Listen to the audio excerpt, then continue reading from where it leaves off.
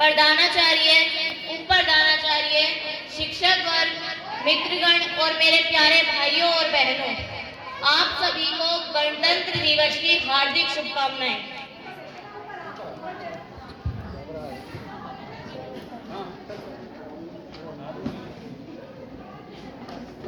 मेरा नाम सृष्टि पंडित है।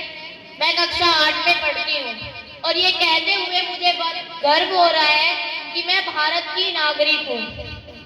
हम भारत के वे नायक जिन्होंने हमें आजादी दिलाने के लिए अपनी कुर्बानी दे दी, उन्हें याद करते हुए, उन्हें श्रद्धांजलि देते हुए हम अपना 76वां गणतंत्र दिवस मना रहे हैं। हमारा देश 200 वर्षों की गुलामी के बाद अंग्रेजों की हुकूमत से आजाद हुआ।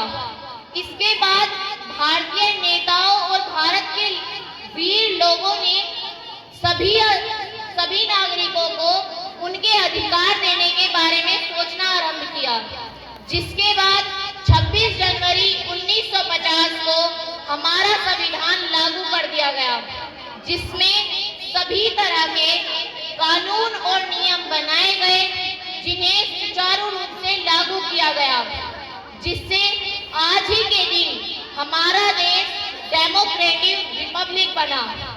गणतंत्र का अर्थ होता है जनता का जनता के द्वारा नियंत्रण, यानी कि जनता अपने नेता का चयन स्वयं करती है और जनता के द्वारा चयनित नेता जनता के कहने पर ही कार्य करता है।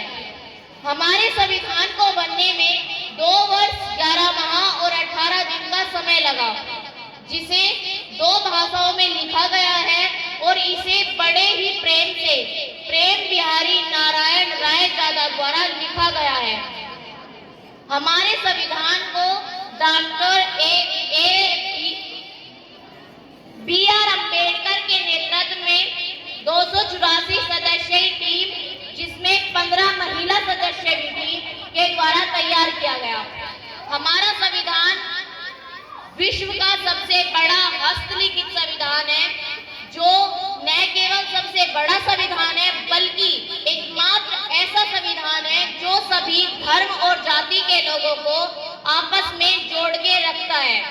जब हमारा संविधान बना तब इसमें 396 अनुच्छेद, इसके 8 अनुसूचियां और इसके 22 भाग थे, जिसमें लगभग 104 संशोधन अभी तक किए जा चुके हैं। गणतंत्र के बाद गणतंत्र के समक्ष खड़ी हुई चुनौतियों की बात आती है, जो इतना समय बीत जाने के बाद भी जैसी की तैसी भारतीय गणतंत्र के समक्ष खड़ी हुई है। सबसे बड़ी और सबसे महत्वपूर्ण जो समस्या है वो है करप्शन, यानी कि भ्रष्टाचार। देश को आजादी मिलने के बाद से भ्रष्टाचार लगभग बढ़ता जा रहा है। स्थिति बेहद ही निराशाजनक है। जनता सुविधाओं से वंचित है। अधिकांश नेता, मंत्री, सरकारी अफसर जिनके पास जिम्मेदारियां हैं, वो इनका ईमानदारी से निर्वाह नहीं कर रहे हैं। हर कोई गलत तरीके से पैसे कमाना चाहता है। जनता की सेवा से जुड़े राजनीति के क्षेत्र में अपराधियों और भ्रष्ट लोगों का जमावड़ा है। अपराधियों और भ्रष्ट लोगों से न तो देश, समाज और जनता का कभी भला हुआ है और न ही कभी होगा।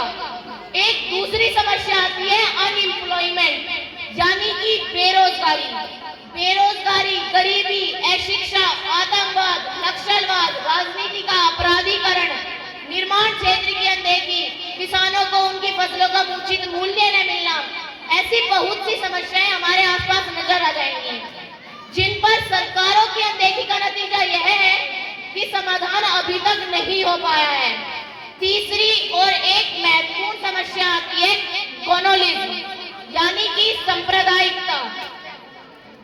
भारतीय संविधान में देश को धर्मनिरपेक्ष रखा गया है, ताकि प्रत्येक नागरिक समान अधिकार दिए जाए और सभी के साथ समान व्यवहार किया जाए, किसी के साथ भी भेदभाव न हो।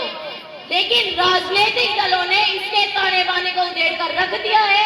राजनीतिक दल सत्ता के लालच में समाज को धर्म और जातियों पर बांटने की नीति चलाते हैं, जिसके चलते विभिन्न जातियों और धर्मों के बीच मनमुटाव मनमुटाव बढ़ रहा है, जो देश की एकता और अखंडता के लिए खतरा है।